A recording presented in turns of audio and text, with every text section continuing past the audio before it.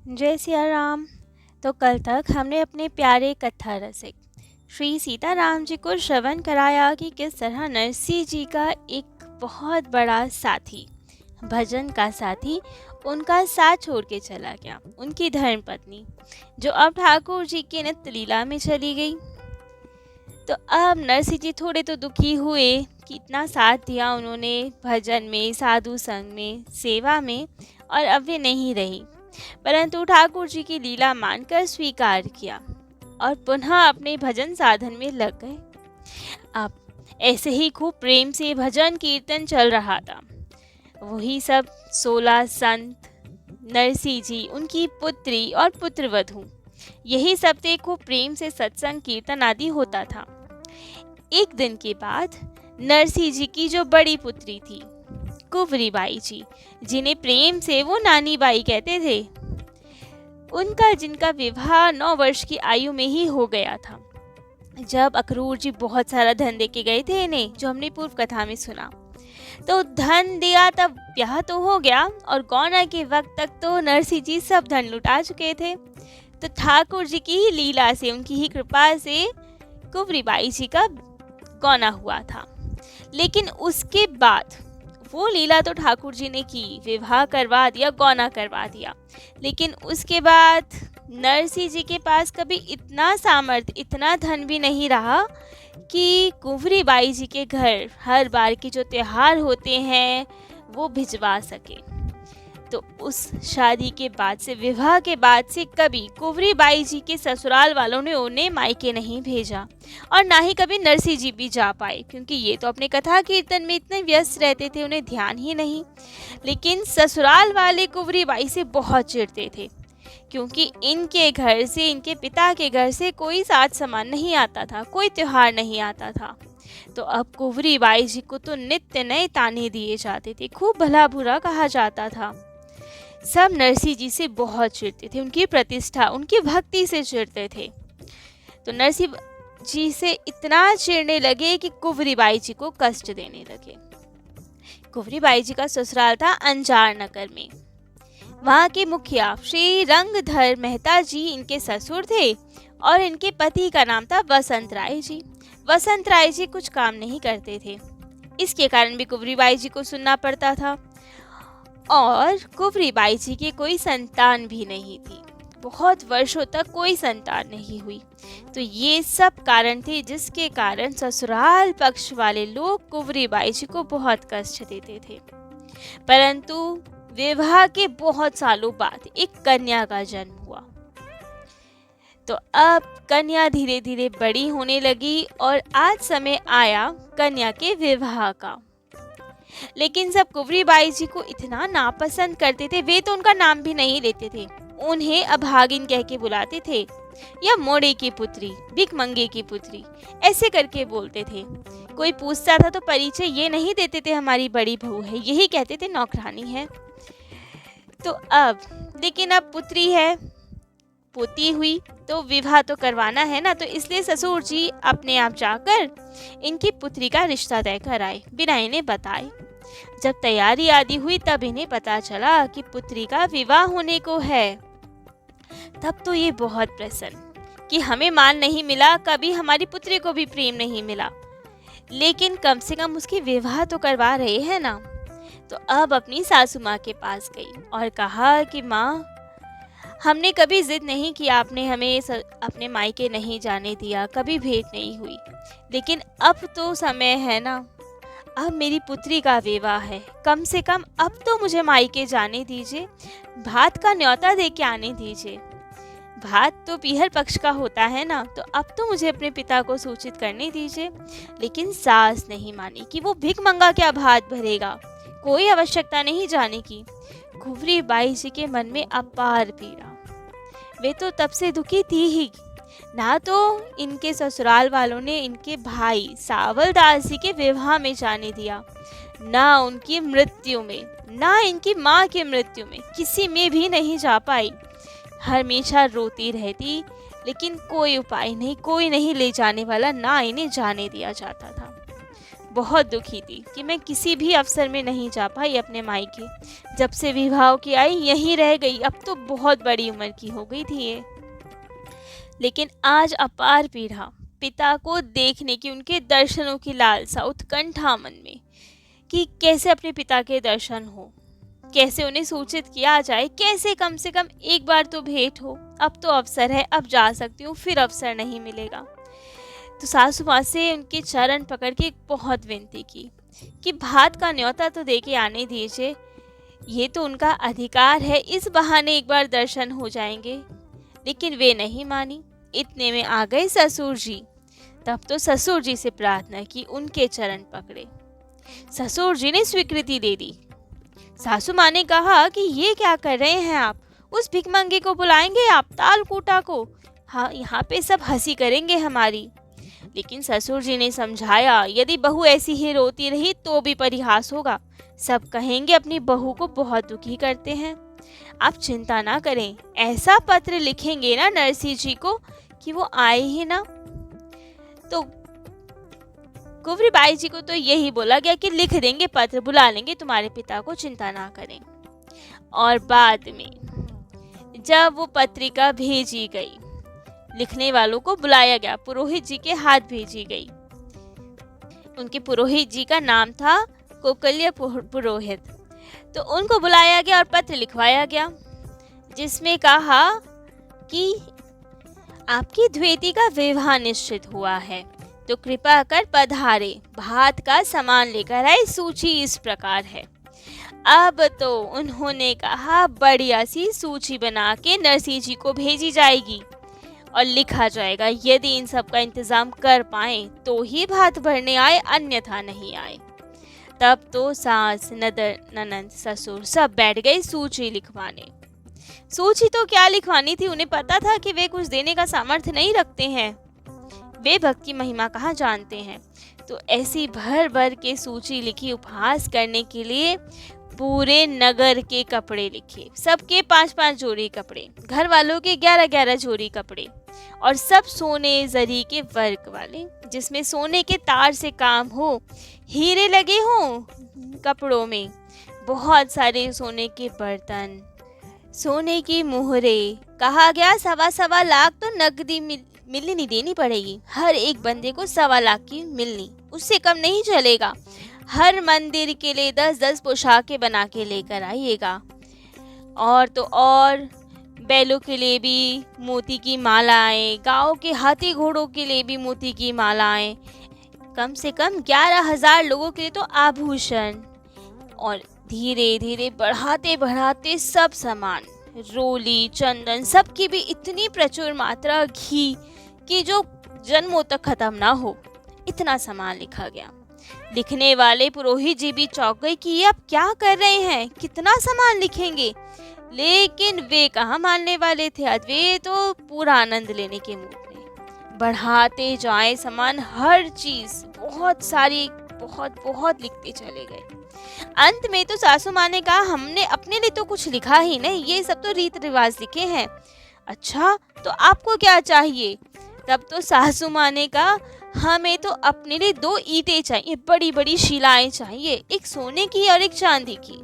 सोने की शिला पे बैठकर तो मैं नहाऊंगी और चांदी की शिला पे ही पैर साफ करूंगी, तभी मुझे आनंद आएगा। तो अब पुरोहित जी सर पकड़ के बैठ गए कि ये कैसे लोग हैं, क्या लिखवा रहे हैं ये। लेकिन वे लोग ना माने, बढ़ाते गए सामान, लिखते गए सामान, और नीचे लिखा गया, यदि इन सब का प्रबंध ना कर पाओ तो यहाँ आने की कोई आवश्यकता नहीं है। अब तो चोरी छुपके कुंवरी बाई ने भी ये सब सुना। उन्हें पता लगा कि उनके पिता का कितना परिहास किया जा रहा है, क्या लिस्ट भेजी जा रही है। पुरोहित जी भी परेशान कि क्या लेके जाऊं मैं ये लिस्ट, लेकिन आज्ञा अनुसार चल दिए। और अंत में तो पुरोहित जी को ये भी कहा गया ससुर के द्वारा, आप जा तो रहे हैं ये पत्रिका लेकर, लेकिन अपने साथ भोजन सामग्री भी ले जाना, वो इतना भूखा भिखमंगा है ना, तुम्हें खिलाने के लिए भी कुछ होगा नहीं, उस पे भूखे ही रहना पड़ेगा। तब तो पुरोहित जी ने कहा, ये गलत बात है, एक भक्त का इतना अपमान नहीं करना चाहिए। ससुर ने कहा, कहाँ से आया भक्त, वो तो भूखा भिखमंगा है, तालकूटा है, देख लो, भूखे रहना है तो ठीक, वरना अपना भोजन लेके जाना साथ। जब पुरोहित जी चलने लगे तब पीछे से कुंवरी बाई जी आई। प्रणाम किया उन्हें, कहा कि हे पुरोहित जी, आपने ये पत्र तो ले लिया, एक मेरा पत्र भी पिताजी को दीजिएगा, जिसमें उन्होंने अपने पिता के लिए लिखा कि हे पिताजी, केवल यदि 1 साड़ी और 1.25 का इंतज़ाम हो पाए ना तो आप आ जाएं। बहुत इच्छा है आपके दर्शनों की, इसी बहाने आपसे भेंट हो जाएगी। मेरे ससुराल पक्ष वाले लोग नहीं आने देते मुझे, वहाँ नहीं भेंट करने देते। तो केवल यदि इतना भी इंतज़ाम हो जाए 1 साड़ी और 1.25 की, तो आ जाएं। आपके दर्शनों की अभिलाषा है बहुत मन में। और ये पत्र लेके अब तो पुरोहित जी चल दिए जूनागढ़ नरसिंह जी के पास। जाते जाते सबसे पूछ रहे हैं नरसिंह जी का घर, विमुखों का गांव वो तो अब सबको आया मज़ा कि अरे ये कौन आया है नरसिंह जी का पूछने, बड़ा आनंद आएगा, फिर कुछ हम लीला करेंगे इनके साथ। पूछा गया तो बताया उन्होंने कि बेटी के घर भात बढ़ने का न्योता देने आए हैं हम, इसलिए नरसिंह जी को ढूंढ रहे हैं। अब तो सब बहुत हंसे कि ये क्या भात भरेगा, इनके तो खुद खाने के पैसे नहीं है, भात कहाँ से भरेंगे। लेकिन कुछ भी बता दिया नरसिंह जी का घर, जहाँ तुलसी जी का बिरवा हो, बड़े बड़े तिलक लगे हो, कीर्तन की आवाज आ रही हो, वही है तालकूटा का घर, चले जाओ वहाँ। अब तो ये पहुंचे नरसिंह जी के घर पहुंचे तो नरसिंह जी ने जाना कोई सत्संगी आया है, लेकिन तब इन्होंने बताया कि हम अंजार नगर से आए हैं। तब तो नरसिंह जी बहुत प्रसन्न, कहा कि बहुत वर्षों पहले हमारी पुत्री का विवाह भी वहीं हुआ है।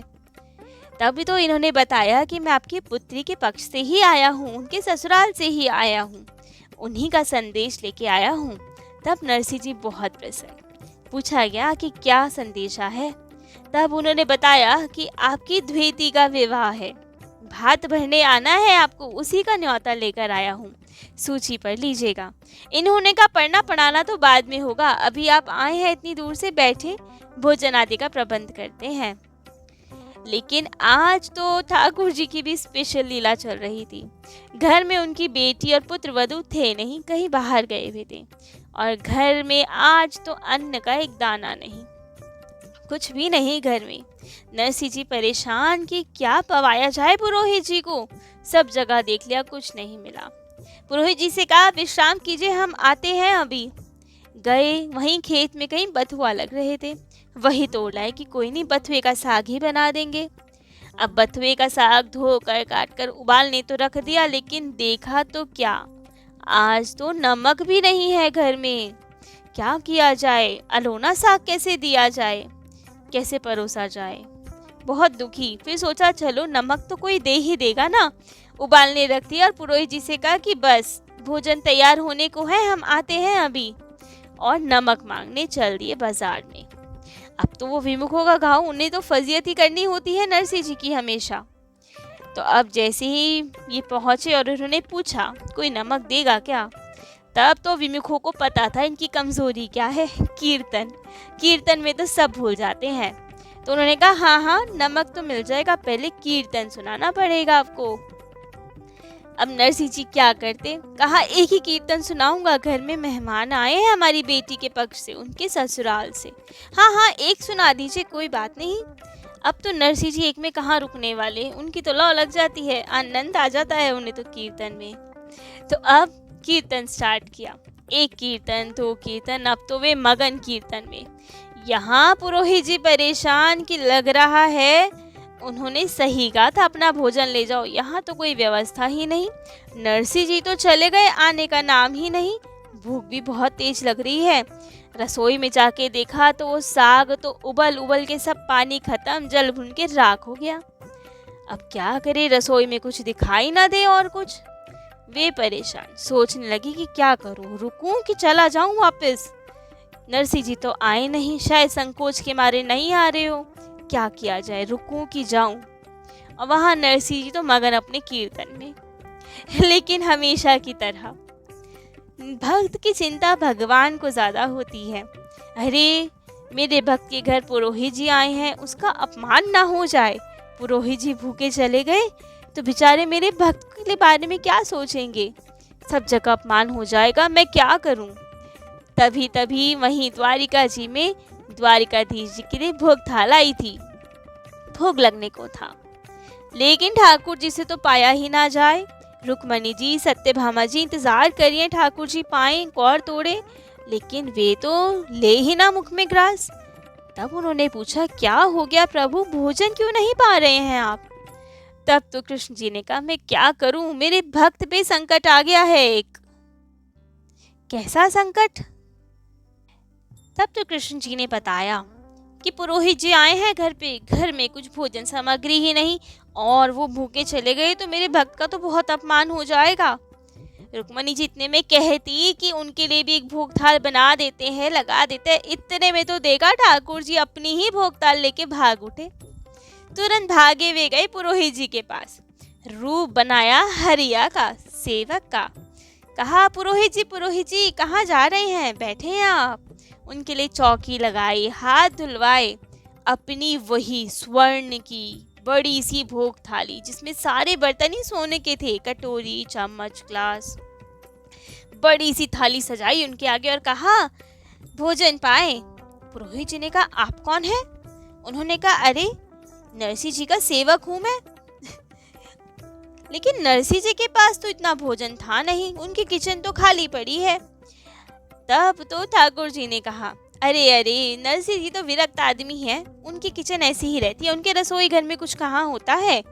यहाँ पे 2 रसोई हैं, एक तो नरसिंह जी वाली विरक्त साधुओं की, और एक है ठाकुर जी की रसोई जिसमें ठाकुर जी के लिए तो रोज 56 भोग बनते हैं। तब तो पुरोहित जी ने कहा, अच्छा, लेकिन नरसिंह जी तो कह के गए नमक लेने गए हैं। ठाकुर जी ने कहा, नहीं नहीं, नमक लेने नहीं गए, वे तो हमें सूचना देने गए थे कि मेरी बेटी के ससुराल से कोई आया है, तो आज ठाकुर जी की रसोई में बनाओ बढ़िया 56 भोग और पवाओ, हम आते हैं। तो वो कीर्तन कर रहे होंगे कभी, इतने हम आपको भोजन करवा देते हैं। तब तो पुरोहित जी बड़े प्रसन्न कि क्या बढ़िया भोजन आया है, और अब स्वयं माता रुक्मणी द्वारा बनाया गया भोजन है वो तो देख के ही, पहला कौर लेते ही तो प्रेम छा गया हृदय में। भर पेट बहुत सारा भोजन किया, ठाकुर जी भी बड़े प्रेम से परोसे जाएं, पवाते जाएं। तो अब तो जब पुरोहित जी खड़े हुए, बर्तन ठाकुर जी ने उठाए, स्वयं साफ किए, बर्तन अमनिया किए और कहा, यहाँ का रिवाज है नरसिंह जी के यहाँ का, जो जिस थाली में भोजन पाता है अपने साथ ही ले जाता है बर्तन, हम नहीं रखते यहाँ बर्तन। अरे ये तो स्वर्ण थाल है। ठाकुर जी ने कहा, हाँ हाँ, अपने साथ ही ले जाएं, यहीं का ये रिवाज है। तब तो पुरोहित जी बड़े प्रसन्न कि इतनी बड़ी स्वर्ण थाल, इतने सोने के बर्तन मिले। अब तो उन्होंने सब अपने झोले में भर लिया। ठाकुर जी ने कहा, और प्रभु आराम से विश्राम करके जाइएगा, 2-3 दिन, बहुत दूर से आए हैं। पुरोहित जी ने कहा, नहीं नहीं भगवान, 2-3 दिन तो नहीं, पर थोड़ी देर विश्राम करके जाऊंगा, इतना पा लिया कि चला नहीं जाएगा। अब तो पुरोहित जी चले गए विश्राम करने, और ठाकुर जी भी अंतर ध्यान लीला करके अपनी। तब तो वहाँ नरसिंह जी जहाँ कीर्तन कर रहे थे, उन्हें अचानक चेतना हुई, याद आया कि मैं तो नमक लेने आया था। अरे पुरोहित जी तो बेचारे भूखे बैठे होंगे, क्या सोच रहे होंगे मेरे बारे में, तुरंत भागना चाहिए। तुरंत भागे वे गए नमक लेके, तो देखा क्या, पुरोहित जी तो सो रहे हैं। बड़े दुखी कि अरे बेचारे पुरोहित जी भूखे ही सो गए, क्या करूं, जगाऊं इन्हें, पहले देख लेता हूँ साग कितना बना। लेकिन क्या देखा, साग तो जल भुन के राख। अरे इन्हें जगा भी दूंगा तो क्या पवाऊंगा इन्हें, क्या किया जाए। लेकिन कोई बात नहीं, क्षमा मांग लूंगा, कुछ इंतजाम कर लूंगा, जगाऊं तो सही, भूखे व्यक्ति सो रहे हैं। तो अब नरसिंह जी ने आवाज लगाई, सीताराम, राधे श्याम। आवाज से अब पुरोहित जी उठे। तब तो नरसिंह जी ने कहा, भगवान अब भूखे ही सो गए, कुछ पा तो लेते।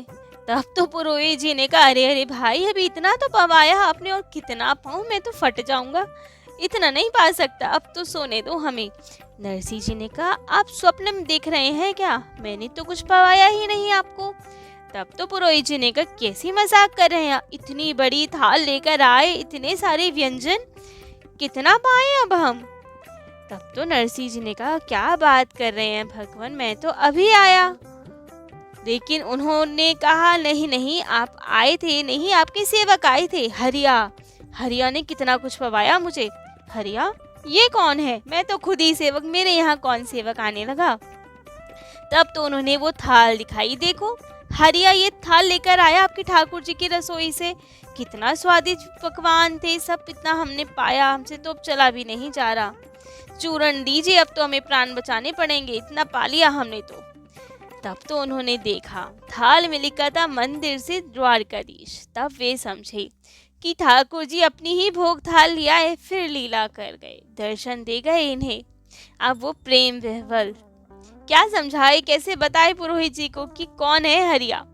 हर बार आते हैं अपने को मेरा सेवक बता जाते हैं। कैसे ठाकुर जी हैं, कितना प्रेम करते हैं। हम उनके सेवक हैं और जब आएंगे तो लीला में अपने आप को हमारा सेवक बता जाएंगे। इतनी लीला कर जाते हैं।